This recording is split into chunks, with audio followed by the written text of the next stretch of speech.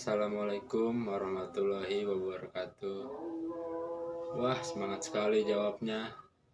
Teman-teman yang masih ada di luar, tolong dipanggil dulu ya. Bagaimana tadi istirahatnya? Sudah sempat makan belum? Baik, kalau sudah makan semua. Kalau begitu, saya mau tanya dulu nih. Bagaimana kabar kalian semua? Apakah kalian semua bahagia? Alhamdulillah kalau semuanya bahagia. Jangan sakit-sakit ya, jaga kondisi. Senang rasanya saya bisa hadir di tengah-tengah kalian yang luar biasa sekali semangatnya walaupun sudah siang. Alhamdulillah, semangat terus ya sampai akhir pembelajaran hari ini. Sebelumnya ada yang tahu saya tidak? Dan mau apa di kelas ini? Baik, saya akan perkenalkan diri dulu ya. Karena tak kenal maka tak sayang. Perkenalkan, nama saya Fahrul Adlani. Kalian bisa panggil saya Pak Fahrul.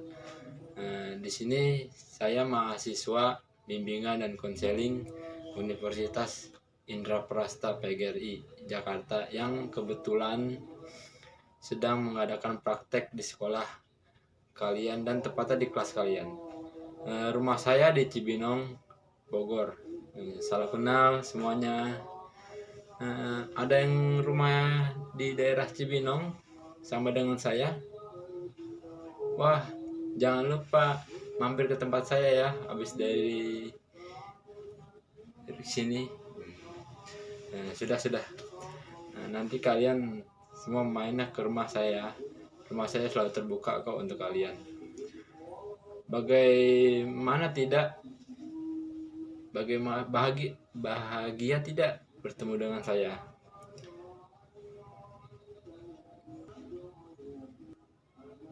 Baik, kalau kalian bahagia, belajarnya yang semangat ya. Coba kita temu semangat dulu biar lebih semangat lagi. Ikutin saya ya. Tepuk semangat. Wih, semua bisa. Oke, tepuk semangat. Tepuk tangan untuk kita semua.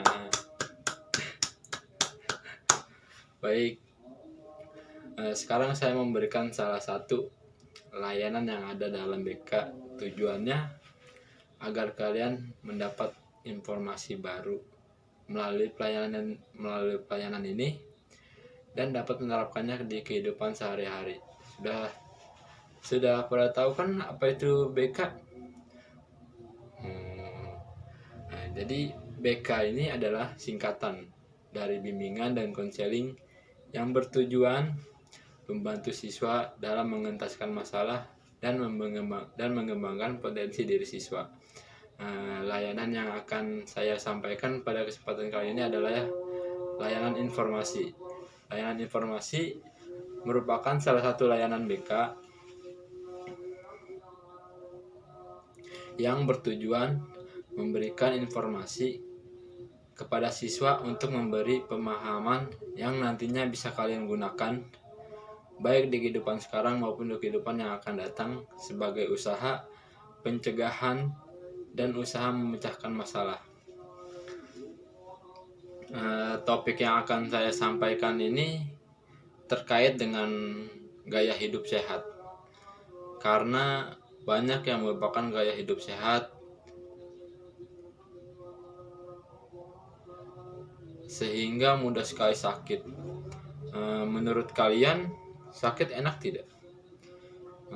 Tentu tidak enak ya, karena kita tidak bisa beraktivitas seperti biasanya dan badan menjadi lemas karena tidak bersemangat. Sebagai contoh, ada seorang anak yang tidak mempedulikan kesehatan. Apa yang ia konsumsi, ia gemar sekali makan mie instan dan jarang mengkonsumsi sayur dan buah. Ia juga jarang sekali berolahraga dan jarang minum air putih. Akibat dari kebiasaan yang buruk ini, ia jatuh sakit dan tidak bersekolah selama beberapa hari, sehingga tertinggal pelajaran. kebiasaan kita dalam mengkonsumsi makanan dan berolahraga tentu sangat berpengaruh terhadap kesehatan. Dengan dibahasnya gaya hidup sehat ini, saya berharap agar kalian dapat memahami apa itu hidup sehat dan dapat menerapkannya di kehidupan sehari-hari. Selanjutnya, agar kegiatan layanan ini menjadi aktif, efektif, dan bermanfaat, maka saya akan membagi kalian ke dalam 5 kelompok kecil.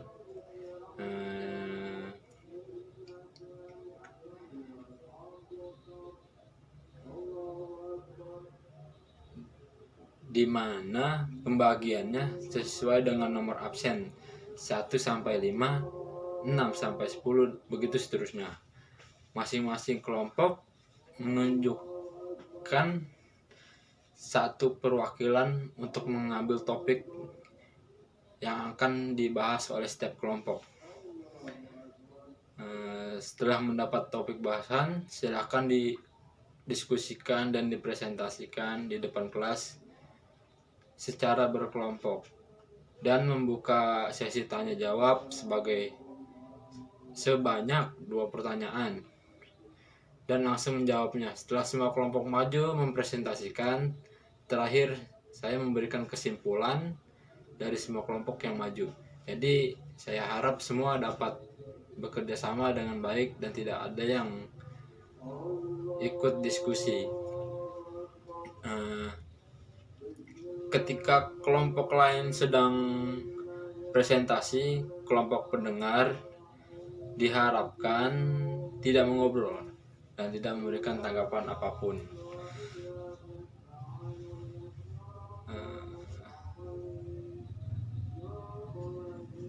Semua saling menghormati, tidak ada yang sibuk dengan urusannya sendiri. Terlebih ada yang main handphone, ada yang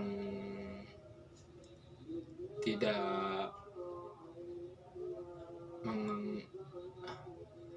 saat kegiatan dimulai. Apabila ingin bertanya, silakan mengangkat tangan terlebih dahulu agar tidak saling berebut. Bila mana ada perbedaan pendapat, maka kita harus menghargai pendapat tersebut. Dan saya harap semua dapat memahami apa yang saya sampaikan. Sampai sini ada yang ingin ditanyakan?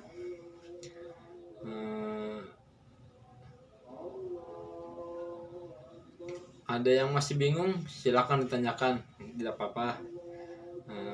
Baik, kalau sudah cukup jelas. Sebelum masuk ke pembahasan, ada baiknya kita berdoa terlebih dahulu agar kegiatan layanan kali ini berjalan dengan lancar. Berdoa terlebih dahulu, semua siswa dapat mengikuti sampai kegiatan berakhir dan dapat membawa berkah serta manfaat bagi kita semua, serta mendapat pengalaman baru yang berkesan. Berdoa dimulai.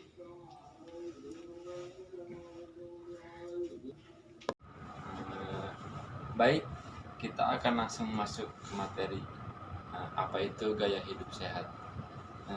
Jadi hidup sehat itu kebiasaan seseorang untuk menerapkan hidup sehat dalam kehidupan sehari-hari dan menghindari kebiasaan buruk yang mengganggu kesehatan.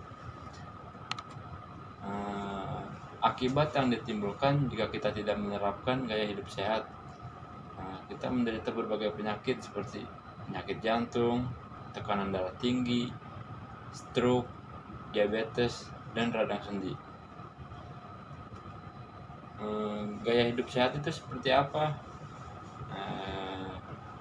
Kita makan makanan bergizi seimbang, tinggi serat, dan rendah lemak. Yang kedua, lakukan aktivitas fisik setiap harinya minimal 30 menit dalam sehari.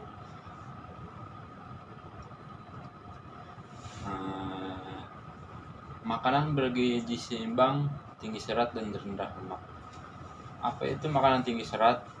Jadi makanan tinggi serat itu makanan mengandung serat berasal dari tumbuh-tumbuhan seperti sayuran, buah-buahan, kacang-kacangan, dan lain-lainnya. Lalu manfaat jika kita mengkonsumsi serat, yang pertama BAB lancar, menurunkan resiko penyakit jantung, membantu menurunkan berat badan, membantu mencegah kanker usus, membantu perkembangan bakteri baik dalam usus, dan membantu mengatasi diabetes. Serat ada dua jenis, yaitu serat larut dan serat tidak larut. Yang serat larut itu fungsinya membantu menurunkan kolesterol. Yang kedua, serat tidak larut itu fungsinya melancarkan BAB. Apa itu makanan bergizi seimbang? Yaitu makanan beraneka ragam yang dikonsumsi dalam satu hari, mengandung zat tenaga, zat pengatur, dan zat pembangun. Apa akibat tidak mendapatkan gizi seimbang? Yang pertama, gizi kurang. Yang kedua, gizi lebih atau obesitas terjadi apabila seseorang mengkonsumsi makanan secara berlebih. Saran, kurangi lemak jenuh dari garam seperti keripik singkong dan kentang, dan kurangi makanan berbahan dasar gula seperti sirup atau selai. Apa itu makanan rendah lemak? Jadi kita makan itu sedikit mengkonsumsi lemak.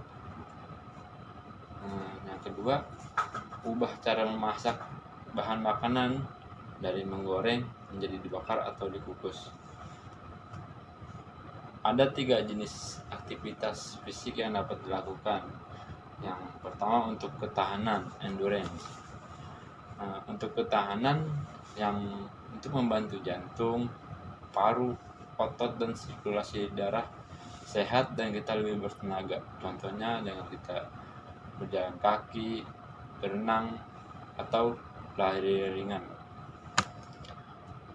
Yang kedua, kelenturan, fleksibilitas. Kelenturan ini agar pergerakan kita lebih mudah, mempertahankan otot tubuh tetap lemas atau lentur, dan sendi berfungsi baik. Contohnya dengan senam, atau kita dengan bisa mencuci kendaraan.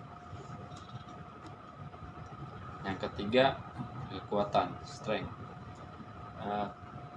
Kekuatan ini membantu otot menahan sesuatu beban, tulang tetap kuat, menjaga bentuk tubuh, dan mencegah osteoporosis. Contohnya bisa dengan push up, naik turun tangga, atau angkat beban.